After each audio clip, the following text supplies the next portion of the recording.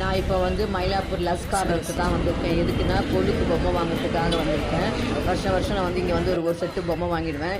இந்த தெரு ஃபுல்லாக வந்து 2 பக்கமும் கொலு பொம்மைங்க தான் இருக்கும். இது வந்து கபாலீஸ்வரர் கோயில் தெரு. இது இங்கே வந்து இல்லாத பொம்மைங்களே இல்லை. நம்ம என்னென்ன கதை இருக்குதோ அந்த கதைக்குண்டான பொம்மைங்கள்லாம் இங்கே இருக்கும். இவன் இப்போ இந்த வருஷம் ஒரு செட்டு வாங்கலான்னு சொல்லிட்டு பொம்மை வாங்கலான்ட்டு வந்திருக்கேன்.